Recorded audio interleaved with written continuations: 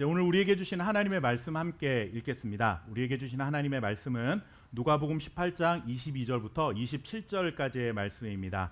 우리 준비하신 성경책이나 화면의 자막을 보시고 오늘 좀 말씀이 기니까 한 절씩 저와 여러분이 한 절씩 교독하시고 27절 말씀은 함께 읽도록 하겠습니다. 22절 말씀 제가 먼저 읽도록 하겠습니다. 예수께서 이 말을 들으시고 이르시되 내게 아직도 한 가지 부족한 것이 있으니 내게 있는 것을 다 팔아 가난한 자들에게 나눠주라.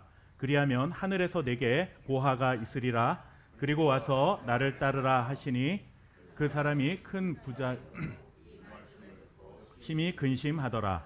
예수께서 그를 보시고 이르시되 재물이 있는 자는 하나님의 나라에 들어가기가 얼마나 어려운지 낙타가 바늘귀로 들어가는 것이 부자가 하나님의 나라에 들어가는 것보다 쉬우니라 하시니 듣는 자들이 이르되 그런즉 누가 구원을 얻을 수 있나이까. 함께 읽겠습니다. 이르시되 무릇 사람이 할 수 없는 것을 하나님은 하실 수 있느니라. 아멘. 1997년에 미국에서 이런 설문조사를 했습니다. 우리가 잘 아는 유명 인사 중에 과연 누가 천국에 갈 수 있습니까? 라는 질문이었습니다. 사람들이 대답을 했을 때 1위가 누구였냐 하면 테레사 수녀입니다. 응답하시는 사람들의 한 79%가 테레사 수녀가 천국에 갈 수 있습니다 라고 대답을 했고, 2위는 미국의 유명한 토크쇼 진행자인 이 오프라 윈프리라는 사람이었습니다. 그 사람이 2위를 했고, 3위는 농구 선수로 유명한 선수죠. 아마 스포츠에 조금 관심 있는 분들은 다 들어보셨을 만한 선수인데 이 마이클 조던이라는 선수였습니다. 1위가 테레사 수녀, 우리가 조금은 수긍이 가는 부분이 있을 수 있는 대답입니다. 2위가 그리고 또 3위는 조금 의아한 그러한 결과가 나왔습니다. 이런 결과를 보면 신앙보다는 당시 사회적인 인기나 명성이 더 크게 작용한 것이 아닐까라는 그런 생각을 하게 됩니다.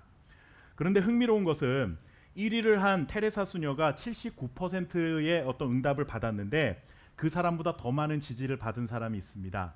누군지 혹시 아시겠습니까? 그것은 바로 질문을 받은 자기 자신이었습니다. 자기 자신은 얼마든지 천국에 갈 수 있다라고 대답한 사람이 무려 응답자의 87%나 되었다고 합니다. 다른 사람은 몰라도 최소한 나는 천국에 갈 자격이 충분히 있다라고 대답을 하고 그렇게 생각하고 살아가는 것이죠. 물론 미국과 우리는 상황이 좀 다를 수 있습니다. 미국은 기독교 국가이다 보니 누구나 다 신앙을 대부분 다 가지고 있는 그러한 삶을 살아갑니다. 그러니까 87%나 이런 응답이 나올 수도 있겠다라는 생각을 할 수도 있지만, 사실 이런 생각은 지금 이 시간 예배하고 있는 우리들에게도 크게 다르지 않습니다. 아마 우리 중에 어느 누구도 천국에 대한, 하나님 나라에 대한 확신 없이 예배하고 있는 사람은 없으리라 생각이 됩니다. 그런데 조금 질문을 바뀌면 이 대답이 굉장히 큰 차이가 나는 것을 볼 수가 있습니다. 제가 처음에 말씀드렸던 설문조사의 경우에 미국 사람들의 경우 87%가 자신은 천국에 갈 수 있다라고 대답을 했다라고 그렇게 대답을 했는데, 같은 해에 미국의 한 대학교 종교연구소에서 이 질문으로 살짝 바꾸어서 물었습니다. 어떻게 물었냐 하면 당신은 성경 말씀대로 사는 헌신적인 제자라고 생각합니까? 라는 질문으로 바꿨습니다. 사실 우리가 이 조금 전에 했던 질문과 당신은 천국에 갈 수 있습니까? 라는 질문과 헌신적인 제자입니까? 라고 하는 이 질문은 사실 같은 질문임에도 불구하고 우리는 서로 다르게 생각하는 경향이 있다는 것이죠. 80%가 넘는 사람들이 천국에 갈 수 있다라고 자신감 넘치는 대답을 했던 것과는 달리 이 질문 앞에서는 미국 사람들조차도 16%만이 자신을 성경대로 사는 헌신적인 그리스도인이다라고 그렇게 대답을 했다고 합니다. 71%가 사라져버린 것이죠. 지금 이 시간에 우리 모두가 천국의 확신을 가지고 예배할 수 있으리라 저는 그렇게 믿지만, 과연 우리 중에 나는 헌신적인 제자라고 자신 있게 대답할 수 있는 사람은 얼마나 될까? 그렇다면 여러분들 이런 의문이 생길 수가 있겠죠. 두 번째 질문에 자신 있게 대답할 수 없는 그리스도인도 그렇다라고 한다면 구원받을 수 있을까? 그 사람도 천국 백성이 될 수 있는 것일까? 라는 질문으로 바꾸어 봅니다. 당신은 천국 백성입니까? 라고 물었을 때는 87%가 네라고 대답을 하다가, 당신은 헌신적인 제자입니까? 라고 물었을 때는 16%로 확 줄어들었는데, 그럼 나머지 71% 이 사람들, 나는 헌신적인 제자입니다라고 대답할 수 없었던 이 사람들, 과연 이 사람들도 하나님의 자녀 천국 백성이라고 말할 수 있을까? 우리는 이 부분을 한번 생각해 보아야 합니다. 우리는 하나님의 은혜로 거듭난 새로운 피조물이라고 말하지만 그런 놀라운 변화를 경험하고도 하나님의 말씀 앞에 전적인 헌신을 하지 못하는 나를 두고 과연 새로운 피조물이 되었다라고 말할 수 있는 것인가라는 고민을 해보게 되는 것입니다. 87%와 이 16%의 이 간극 도대체 무엇일까요? 나는 천국에 갈 수 있다고 말하는 사람 중에 70%의 이 사람은 다 어디로 가버리고 마른 것입니까? 이 수치로만 본다면 우리나라 교회 교인이 뭐 예전에는 1000만 명이다라고 이야기했는데 최근에 많이 줄여서 이제 700만 명, 800만 명까지 기독교 인구가 줄어들었습니다.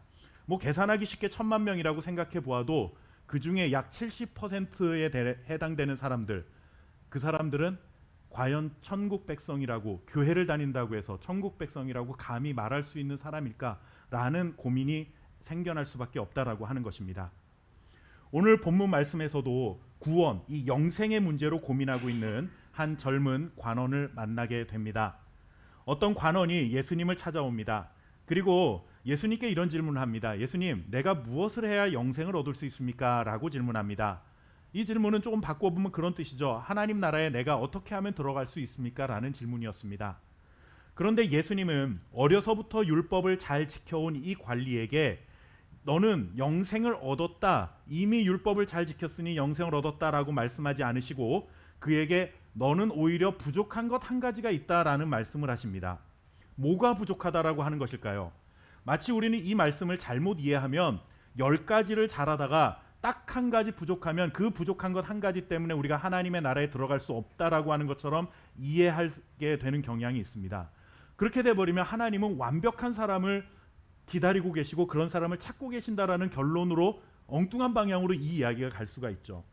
예수님이 말씀하신 그 딱 한 가지 부족한 것이 무엇일까? 우리는 과연 그것이 무엇인지를 오늘 말씀을 통해 살펴보려는 것입니다. 그 부족한 것이 있다 하시면서 뭐라 말씀하셨냐 하면 예수님은 너희에게 있는 모든 소유를 다 팔아서 가난한 자들에게 나눠주고 나를 따르라 라고 말씀을 하십니다. 이 말에 이 관리는 근심하기 시작합니다. 왜냐하면 이 관리는 이 말을 정말로 따를 수 없는 순종하기 어려운 말씀이었기 때문에 그렇습니다. 그러면서 근심하던 관리에게 예수님께서는 한마디 더 던지십니다. 정말 그야말로 폭탄 선언과 같은 말씀이죠.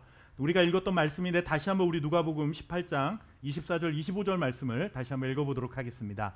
예수께서 그를 보시고 시작. 예수께서 그를 보시고 이르시되 재물이 있는 자는 하나님의 나라에 들어가기가 얼마나 어려운지 낙타가 바늘귀로 들어가는 것이 부자가 하나님의 나라에 들어가는 것보다 쉬우니라 하시니. 아멘. 예수님은 낙타가 바늘귀로 들어가는 것이 어렵다라고 먼저 말씀하셨습니다. 여러분들, 낙타가 바늘귀로 들어가는 것은 어렵다라고 하는 말씀은 가능성이 조금이라도 있다라는 말씀입니까? 이게 불가능하다라는 말씀입니까? 낙타가 바늘귀로 들어가는 건 가능성이 없는 겁니다. 이건 불가능하다라는 말씀을 하신 거죠. 우리는 자꾸 이런 말씀들을 우리가 이해하고 싶은 대로 막 이해하는 거예요. 아, 이게 좀이라도 가능성이 있는데 굉장히 어렵다라는 말씀을 하시는 거구나가 아니라 예수님이 이 말씀을 하실 때는 불가능하다라는 말씀을 하신 거죠. 그런데 여러분들, 이 불가능한 말씀보다 더 어려운 게 뭐냐 하면 부자가 하나님 나라에 들어가는 것은 이것보다 더 어렵다라고 말씀을 하십니다. 그렇다면 여러분들, 부자가 천국에 들어간다라는 것은 가능성이 적은 힘든 일이다라는 뜻이 아니라 부자는 하나님 나라에 들어갈 수 없다라고 하는 선언과 같은 겁니다. 이 굉장히 이해하기 어려운 말씀 중에 하나고 우리가 이해한다 해도 수용하기가 참 쉽지 않은 말입니다. 여러분들, 우리는 돈이 있어야 살 수 있는 세상 속에 살아갑니다. 돈이 있어야 먹고 살 수 있는 일이죠. 시장에 가서 여러분들 나는 예수 믿는 사람이니까 그냥 이거 주세요라고 하면 누가 줍니까? 여러분들, 그런 세상은 없습니다. 제가 목사이지만 상점에 가서 밥 먹고 가게에 가서 밥 먹고 내가 교회 목사인데 어디 돈을 받으려 하려고 한다 하면 여러분들 내일 아침 뉴스에 당장 제 얼굴이 나올 겁니다. 돈이 있어야 먹고 살 수 있죠. 돈 있어야 교회에 와서 헌금도 할 수 있고 또 어려운 사람 이웃들도 도울 수 있는 일이고 또 해외에서 복음을 전하고 계신 수많은 선교사님들도 도울 수도 있는 일이고 또 우리가 TV 보면은 어렵게 살아가는 저 아프리카 난민들 같은 사람들 도울 수 있는 것, 그것도 다 우리가 돈을 가져야 가능한 일입니다.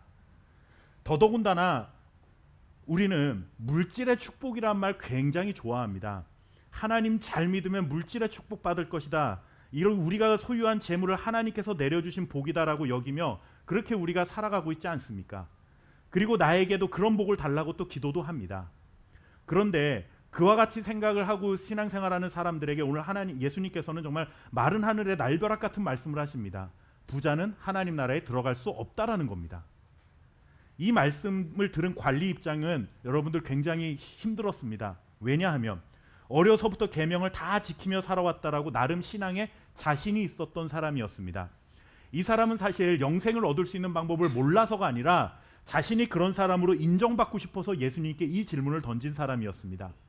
그런데 자신은 계명을 다 지켰다라고 스스로 자부했고 이 질문을 던지면 예수님께서 자신에게 너는 하나님의 나라에 들어갈 수 있는 영생을 얻을 수 있는 백성이야 라고 선언해 주실 줄 알았는데 정말 생각하지도 못한 주님께서는 모든 재산을 다 팔아서 가난한 자들에게 나눠주고 나를 따르라라고 말씀을 하시니 정말로 청청병력과 같은 그런 말씀 아니었겠습니까? 도대체 영생을 얻을 수 있는 사람이 누구가 있을까요?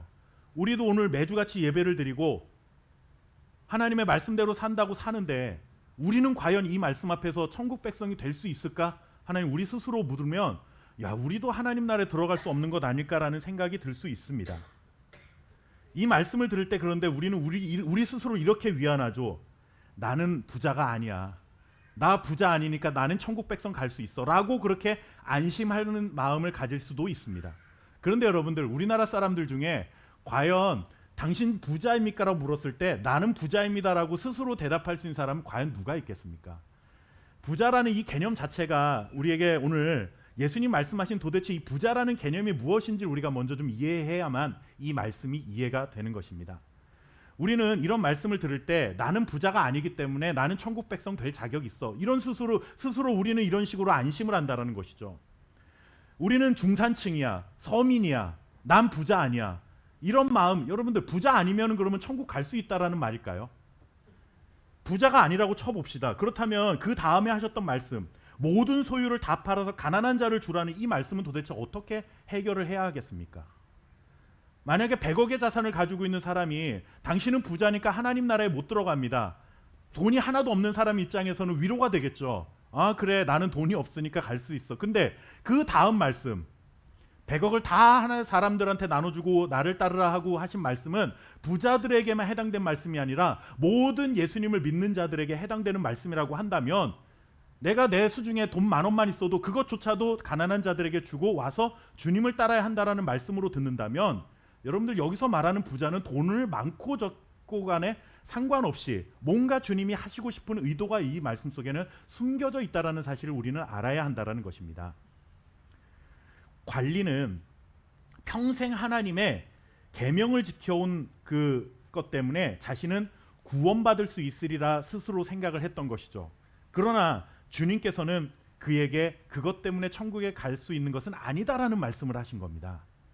자, 관리가 자신은 계명을 지켰다고 하는 이 말씀이 만약에 거짓말이었다라고 한다면 그래도 좀 이해가 됩니다. 아, 예수님이 이 관리가 거짓말하고 있는 걸 지금 알고 있구나. 그래서 너가 말로는 율법을 다 지켰다라고 했지만 실제는 지키지 않았으니까 너 거짓말했으니까 못 간다. 만약에 이런 거라면 우리에게도 희망이라는 게 생기죠. 아, 우리라도 지금이라도 하나님의 말씀을 잘 따르면 되겠다라는 것이었는데 사실 이 관리의 말은 거짓말이 아니었습니다.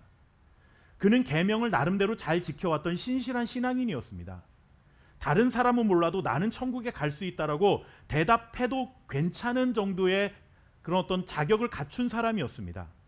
그런데 관리가 모르고 있었던 것 한 가지가 있었습니다. 주님이 지적하신 한 가지가 있었습니다. 그것이 무엇이었나? 오늘 우리가 읽진 않았지만 누가복음 18장 20절 말씀을 보시면 그가 무엇이 부족했는지를 알 수가 있습니다. 우리 함께 20절 말씀 같이 읽어볼까요? 내가 계명을 시작. 내가 계명을 안 하니 간음하지 말라, 살인하지 말라, 도둑질하지 말라, 거짓 증언하지 말라, 내 부모를 공경하라 하였느니라. 아멘. 자, 여러분들 이 말씀은 우리에게 익숙한 말씀이죠. 잘 많이 들어보았던 말씀입니다. 무슨 말씀인지 혹시 기억이 나시나요? 예, 10계명 중에 제5계명부터 9계명까지 해당되는 말씀들입니다. 그런데 여러분들 예수님 이상하게 이 5가지만 딱 언급을 하셨어요. 그러자 관리가 뭐라고 대답을 합니까? 나는 이 계명을 잘 지켰습니다. 어려서부터 잘 지켜왔다라는 겁니다. 간음도 안 했고 살인도 안 했고 도둑질도 안 했고 거짓말도 안 했고 부모도 공경하고 살았습니다라고 하는 말씀인 것입니다. 그런데 여러분들 여기에 함정이 있습니다. 예수님이 10계명 중에 이 5가지만 언급하신 후에 관리에게 부족한 것 한 가지가 있다라고 말씀을 하시는데 과연 그 말씀의 뜻이 무엇인가라는 것이죠. 자, 여러분들 5계명부터 9계명까지 모두 다 잘 지킨 것은 내가 안다라고 예수님이 인정해 주신 거예요. 그것을 예수님께서 부인한 것은 아닙니다. 너가 지금까지 5계명부터 9계명까지 잘 지켜온 거 나도 알고 있어.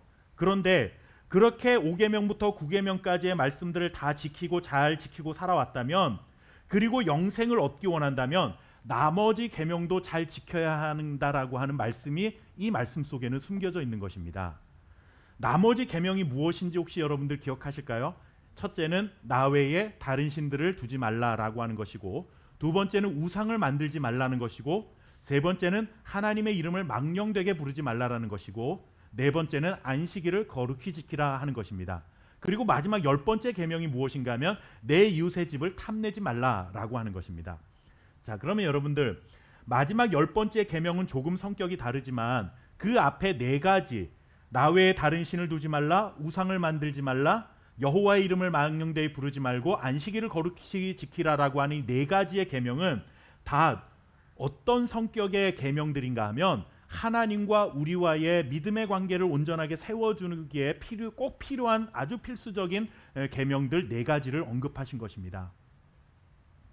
이 계명들을 한마디로 요약하면 이런 것이죠. 우상과 탐심을 버리고 오직 하나님만 섬겨야 한다. 재물과 하나님을 동시에 섬길 수 없다. 이 말씀을 예수님께서 그에게 하신 것입니다.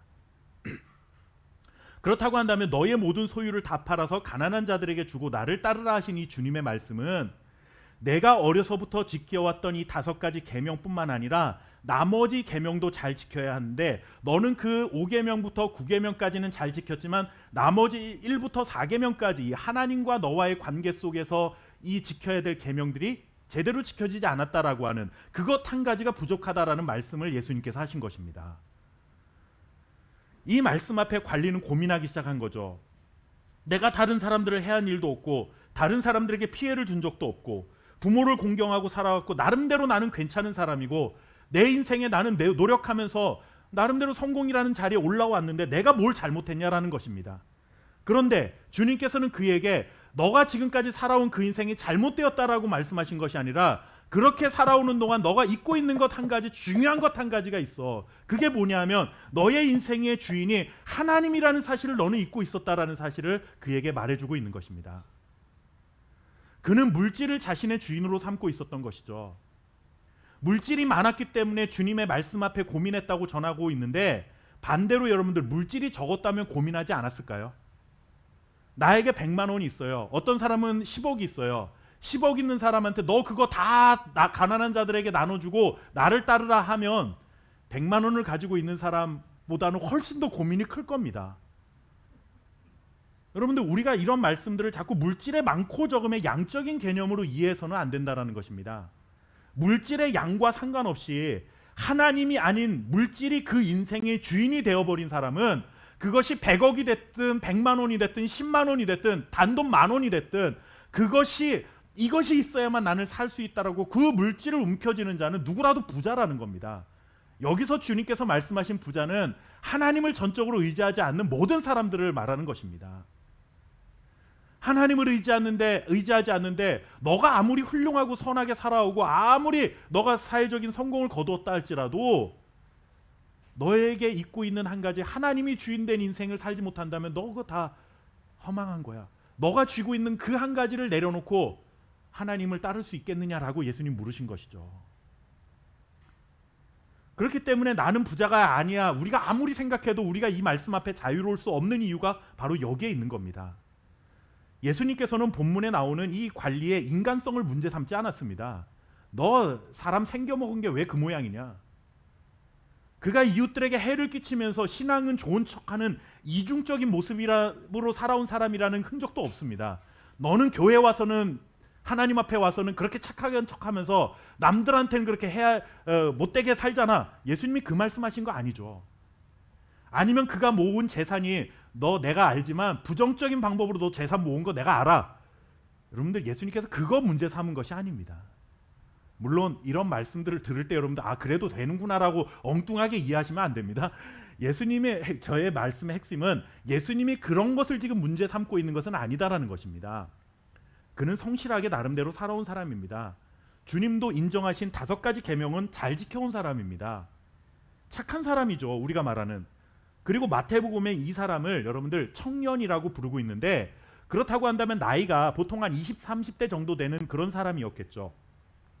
이런 젊은 사람이 그런 나이에 부자가 된 관리가 되었다라고 한다면 자신의 삶에 성실하지 않았다라면 그 자리에 올라설 수 있었을까요? 그렇다면 이 사람은 사회적으로는 나름대로 박수받을 만한 그런 사람이었습니다. 괜찮은 사람이죠. 그런데 예수님께서 비유의 말씀으로 낙타를 말씀하신 이유도 이 사람은 어쩌면 낙타와 같은 사람이었기 때문에 비유로 들었을 가능성이 있습니다. 물론 낙타를 왜 비유로 드셨을까? 중동 지역이었으니까 당연히 낙타가 흔한 동물이었으니까 예수님이 이해하기 쉽게 하기 위해서 낙타를 비유로 드셨으리라 생각이 되지만, 또 한 가지 이유도 있었으리라 우리는 짐작해 볼 수 있습니다. 뭔가 하면 기록에 보면 낙타는 물 없는 뜨거운 땅 사막에서도 약 350kg 정도의 짐을 메고 약 447km를 그냥 걸어갈 수 있다라고 합니다. 그러니까 서울에서 부산 거리가 약 한 400km 정도 되죠. 그 거리를 낙타는 350kg의 짐을 메도 얼마든지 거뜬히 갈 수 있다라는 것입니다. 그렇게 16일 동안을 이동하고 하루 쉬면 240km를 더 이동했다라는 그러한 기록도 남아 있습니다. 어려운 환경에서도 자신에게 주어진 삶을 묵묵히 걸어가는 낙타의 모습을 아마 떠올리면서 그러한 모습이 이 관리의 모습이지 않았을까. 예수님께서는 이미 그것을 아시고 낙타의 비유를 드셨으리라 생각이 됩니다. 어려서부터 말씀도 묵상하고 되새김질하면서 묵묵히 계명을 지켜왔고 사회에서도 나름 인정을 받았고 지위와 부를 얻었습니다. 이웃들과의 관계도 괜찮은 사람이었습니다. 부모도 공경할 줄 아는 청년이었습니다. 그런데 이것이 영생을 얻는데 오히려 발목을 잡은 것입니다. 그렇게 자신의 인생에 최선을 다해 살아오는 동안 영생이라는 이 가장 중요한 기본적인 원칙이었던 하나님과 자신과의 관계가 무너져 내리는 것을 자신도 모르고 있었다라는 것이죠. 영생이라는 바늘길을 통과하지 못하게 만드는 장애물이 오히려 이런 율법을 자신이 스스로 지켰다라고 생각했던 것이 오히려 장애물이 되고 말았습니다. 이 말씀은 이런 삶을 살아온 것이 잘못이라는 뜻은 아닙니다.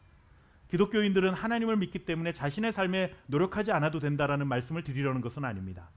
하지만 영생이라는 것은 이렇게 눈에 보이는 계명 몇 가지 지킨다며 산다고 해서, 아니면 성실하게 살고 착하게 산다고 해서 얻을 수 있는 것이 아니다라는 것입니다. 사회적인 명성, 지위, 부 이런 것과는 차원이 다른 문제다. 예수님은 오늘 그것을 말씀하신 것입니다. 사회적으로 명성을 얻고 권력을 얻고 인기와 부와 명예와 같은 것들은 너희가 인간적인 노력을 하면 얼마든지 얻어낼 수 있는 것들이긴 하지만 영생이라고 하는 것은 그렇게 너희가 노력한다고 해서 얻을 수 있는 게 아니다라는 말씀을 예수님께서 전해주고 있는 거예요. 인간의 힘으로는 도저히 할 수 없는 일을, 그래서 바늘길을 부자는 절대로 통과할 수 없다라고 말씀하신 것은 너가 아무리 노력을 하고 어떤 것을 소유한다 할지라도 그것으로는 낙타가 바늘길을 통과하지 못하는 것처럼 너도 천국에 들어갈 수 없는 거야 라고 말씀을 하신 겁니다. 인간적인 방법으로는 방법이 없다라는 말씀을 하신 거죠. 그래서 예수님께서 마지막에 뭐라 말씀하시냐 하면 사람은 할 수 없지만 하나님은 하실 수 있다라는 말씀을 하시는 겁니다. 내 소유를 다 팔아서 가난한 자들에게 나눠주는 것, 어떻게 여러분들 이것이 인간적인 노력으로 가능한 일이겠습니까? 세상에 아무리 선한 사람이라 하더라도 가끔 그런 사람 우리가 보기는 하지만 여러분들 그렇게 살 수 있는 것은 사람의 힘으로 되는 게 아닙니다. 많이 가지면 가질수록 더 어려운 일입니다. 다른 사람들에게 내 소유를 팔아서 나눠주는 것, 여러분들 어떻게 보면 많이 가진 사람들이 더 어려워할 수 있는 일이라는 것을 우리는 압니다. 인간의 힘으로, 결심으로, 노력으로 어떻게 이런 일이 가능하겠습니까? 세상의 지위와 부를 얻은 것처럼 인간적인 능력으로는 영생을 얻을 수 없다라는 말씀을 예수님께서 오늘 우리들에게 전해주고 있습니다. 그래서 바늘귀로 들어가는 낙타의 비유를 통해 우리에게 이 일은 사람의 힘으로는 불가능한 일이다라고 말씀을 하신 것이죠. 우리 누가복음 18장 27절 말씀 같이 한번 좀 읽어보도록 할까요? 자, 무릇 사람이 시작. 무릇 사람이 할 수 없는 것을 하나님은 하실 수 있느니라. 아멘. 오늘 이 말씀이 무슨 뜻인지 이제 이해가 되시죠?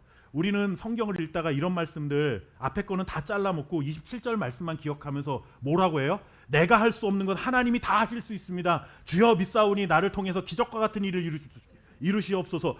이런 말씀, 이런 자기 욕심을 이루고 싶은 그런 거에 이런 말씀들을 막 갖다가 사용하는데 이 말씀이 그런 뜻과 전혀 상관없는 말씀이라는 건 이제 좀 이해하셨습니까?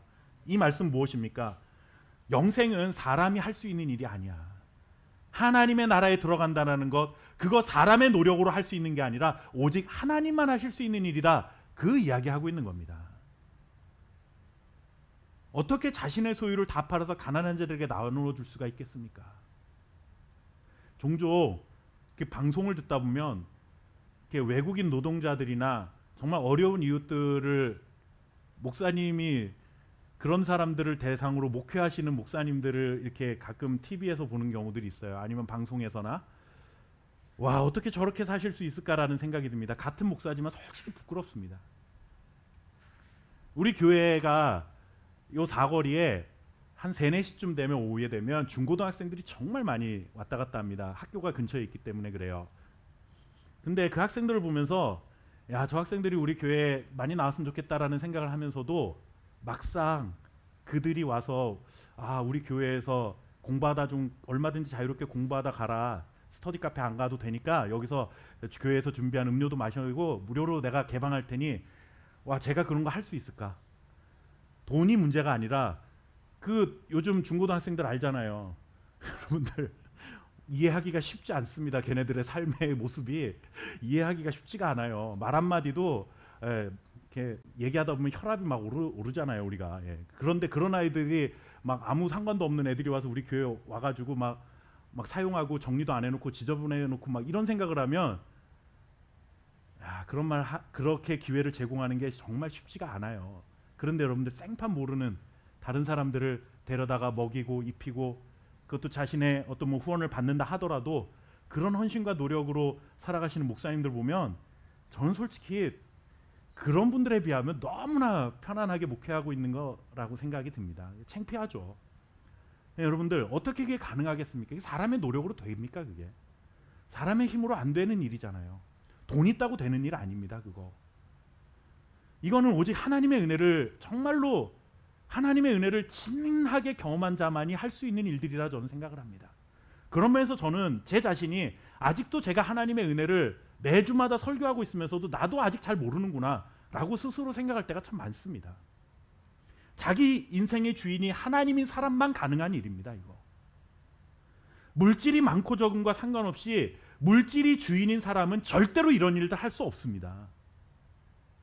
사회적인 지위의 높고 낮음과 상관없이 그 지위와 명성이 주인인 사람은 절대로 이와 같은 일 못합니다. 내가 그래도 대학원까지 나온 목사인데 이런 생각 가지고 있으면 어떻게 그런 일을 하겠습니까? 주님은 오늘 이 말씀을 통해서 너가 물질이 얼마나 많고 적냐 이 말씀을 하고 있는 것이 아니라 너가 지금 주인으로 섬기고 있는 게 뭐냐라고 묻고 계신 겁니다. 너의 인생의 주인이 도대체 누구냐? 천국은 밭에 감춰진 보화와 같다라고 예수님 말씀하셨습니다. 숨겨진 보물과 같은 천국을 소유하기 위해 그 농부는 자신의 모든 소유를 다 팔아서 그 밭을 샀습니다. 사람들은 미친놈이라고 소리쳤습니다. 그 밭에 가치도 없는 밭을 왜 사냐고 묻습니다. 그런데 그 사람은 밭에 감춰져 있는 보화, 다른 사람은 몰라도 자신만은 그 속에 보화가 갇혀 있었다라는 놀라운 비밀을 알았기 때문에 자신의 모든 소유를 다 팔아서라도 그 밭을 사야만 했습니다. 이것이 신앙인입니다. 너의 모든 것을 다 팔 준비가 되어 있느냐라고 예수님 우리에게 묻습니다.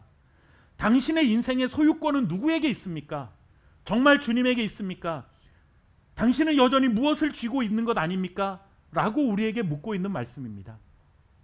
본문에 나오는 관리는 5가지 계명을 잘 지켰다고 말할 때 이런 심정이었겠죠. 말은 안 했겠지만 저는 이만큼 했습니다. 저도 할 만큼 하고 예수님 그 정도 말씀하시면 나도 그만큼은 충분히 하고 살아갑니다. 이 정도면 꽤 잘 살고 있는 거 아닙니까? 라는 이런 태도와 마음이 그의 마음속에 숨겨져 있던 거예요. 그러나 자신이 할 만큼 했다라고 여긴 그 마음이 커다란 장애물이 되다 보니 영생으로 들어가는 문은 바늘귀처럼 조그매질 수밖에 없는 것이죠. 자신이 주인으로 섬기는 재물이라는 장애물이 너무 커서 영생으로 들어가는 문은 도저히 통과할 수 없는 바늘귀가 되어버리고 만 것입니다. 하나님은 우리에게 얼마나 노력한 사람이냐 묻지 않습니다. 너 얼마나 정직한 사람이냐 이거 묻지 않습니다. 나름대로 신앙생활 잘하고 있는 사람인가, 그 정도면 꽤 괜찮은 사람인가, 할 만큼 한 사람이다. 하나님 그런 사람 오늘 우리에게 찾고 있는 것이 아니라 내 인생의 주인은 하나님이십니다. 내가 아니라 하나님입니다. 하나님만이 주인이십니다. 주님이 나에게 모든 것을 내어놓으라고 말씀하시면 내가 언제든지 다 내어놓겠습니다. 이렇게 준비된 사람 하나님께서 찾고 계시다라고 하는 것입니다. 우리는 구원의 확신을 갖는다는 거 너무 쉽게 생각합니다. 그저 머리로 하나님 믿어, 나 예수님 믿어, 하나님을 나는 믿고 살아가니까 예배 드렸으니까 얼마든지 나 하나님의 자녀가 될 수 있어, 이렇게 하나님의 은혜야 라고 생각하는 이런 생각이 우리 안에 있습니다. 하나님의 은혜를 너무 가치 없는 것으로 취급하는 것이죠. 물론 구원과 영생은 하나님의 은혜가 맞습니다. 그러나 감당할 수 없는 그 하나님의 은혜를 경험한 사람은 저도 할 만큼 했습니다라는 이런 태도 같지 않습니다. 하나님의 은혜 앞에서 우리가 가질 수밖에 없는 유일한 태도는 내 주님, 주님이 저의 모든 것입니다. 모든 것이 다 주님의 것입니다. 이러한 태도만이 여러분들 정말로 주님의 은혜를 경험한 자들의 태도지, 그 앞에서 나도 할 만큼 했는데요 라고 생각하는 것, 여러분들 이거는 결코 은혜를 제가 생각할 때는 제대로 알지 못하는 자들의 모습입니다. 저는 오늘날 교회가 세상 사람들로부터 많은 비난의 그런 대상이 되고 있는 것, 여러 가지 이유들 중에 하나는 우리가 정말 은혜 받은 자답게 태도를 취하지 못하기 때문이라고 생각합니다. 은혜를 받았다라고 말하는 사람은 수없이 많아요. 오늘도 이 시간에 예배하고 있는 하나님의 자녀들이 얼마나 많습니까? 당신은 천국 갈 수 있습니까? 라고 물을 때 87%가 네라고 대답할 만큼 그렇게 하나님 앞에서 나는 믿음 있는 사람이야 라고 말하지만, 당신은 헌신된 제자입니까? 라고 물으면 글쎄요.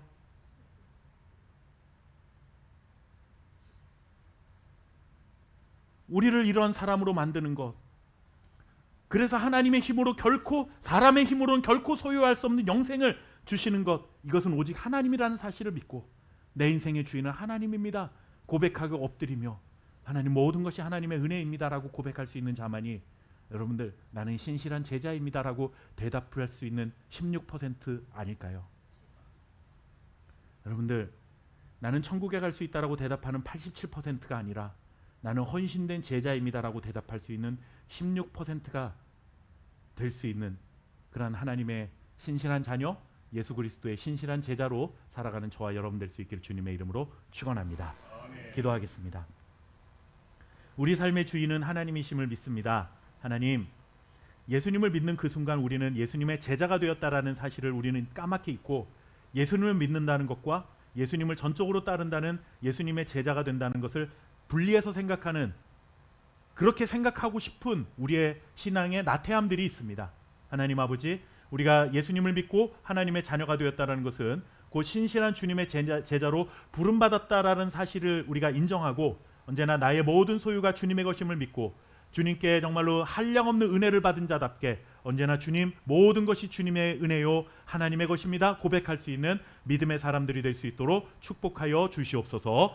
하나님 아버지여, 명절 연휴를 보내고 있습니다. 사랑하는 우리 형제자매들, 하나님 아버지 정말로 그리스도의 빛과 소금이 되어서 믿지 않는 가족들에게도 선한 영향력을 끼칠 수 있는 자들이 될 수 있도록 도와주시고, 또 하나님 믿음이 있는 가족들과 함께 모였을 때에 정말 세상의 이야기들로 우리가 즐겁고 또 하나님 기쁠 수도 있지만, 하나님을 예배하며 하나님 안에서 영광을 돌릴 수 있는 믿음의 가정들이 다 될 수 있도록 도와주셔서 이번 명절이 정말로 사람의 주는 그 기쁨이 아니라 하늘로부터 내려오는 평강과 축복으로 가득한 시간들로 채워질 수 있도록 주여 역사하여 주시옵소서.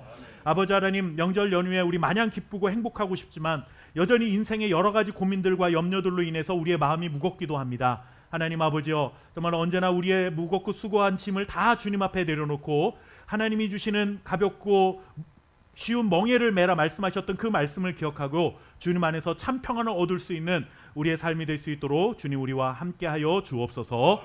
오늘도 감사하는 마음으로 구별하여 예물을 드립니다. 하나님 아버지, 모든 것이 하나님께로부터 왔사오니 주님께 우리가 감사하는 마음으로 이 모든 것이 주님의 것입니다 라는 믿음의 고백을 담아 주님 앞에 드릴 수 있는 사랑하는 우리 성도들이 될 수 있도록 축복하여 주시옵시고, 또 예물이 정말로 하나님의 나라를 확장하고 또 조금이라도 우리 함께교회가 어려운 이웃들에게 친구가 되어주고 도움이 되고 격려가 될 수 있는 일들 가운데 아름답게 사용될 수 있는 물질이 될 수 있도록 축복하여 주옵소서. 감사드리며 살아계신 예수님의 이름으로 기도하옵나이다. 아멘.